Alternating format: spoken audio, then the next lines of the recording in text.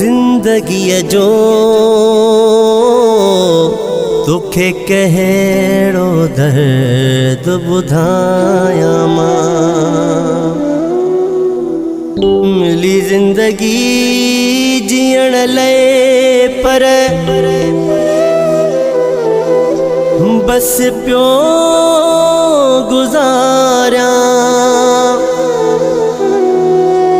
चवे ज़ुल्फ़कार शर्फ़ काज़ी शाख़ वारो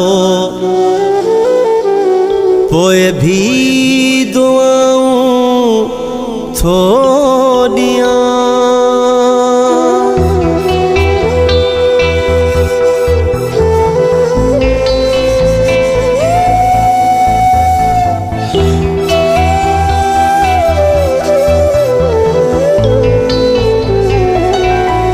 मिलिया दर्द हज़ारें कयो पंहिंजन जुदा है। कयां दुख कहिड़ो मां जानी मिली कंहिं मां वफ़ा नाहे। पंहिंजो सम्झो जंहिंखे मूं उहो मूं खां ख़फ़ा है। चयुमि रोई अकेलो हाँ बुधी कंहिं न सदा है। मिलिया दर्द हज़ारें कयो पंहिंजन जुदा है।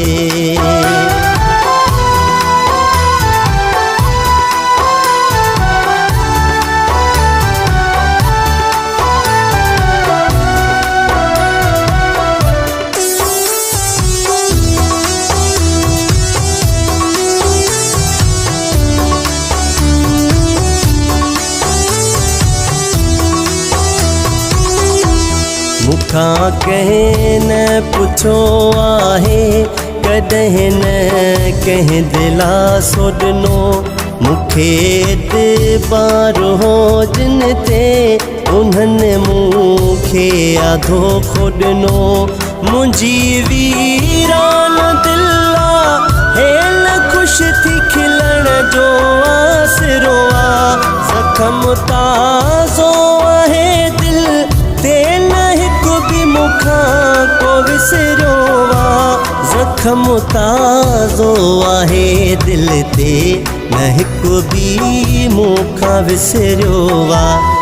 मां गुरबत में हुयुसि रहंदो इहा ई बसि ख़ता आहे। मिलिया दर्द हज़ारें कयो पंहिंजन जुदा है।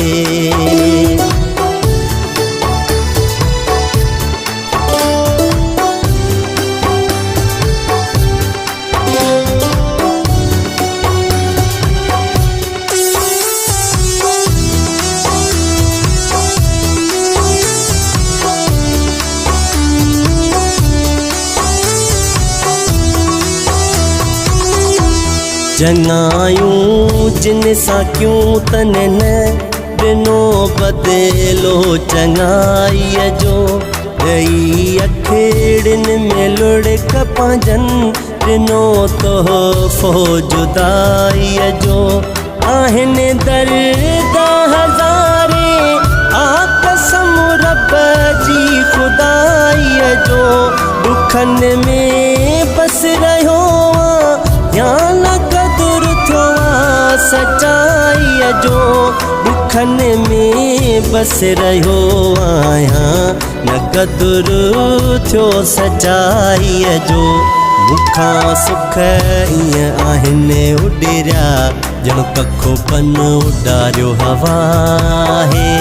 मिलिया दर्द हज़ारें कयो पंहिंजन जुदा है।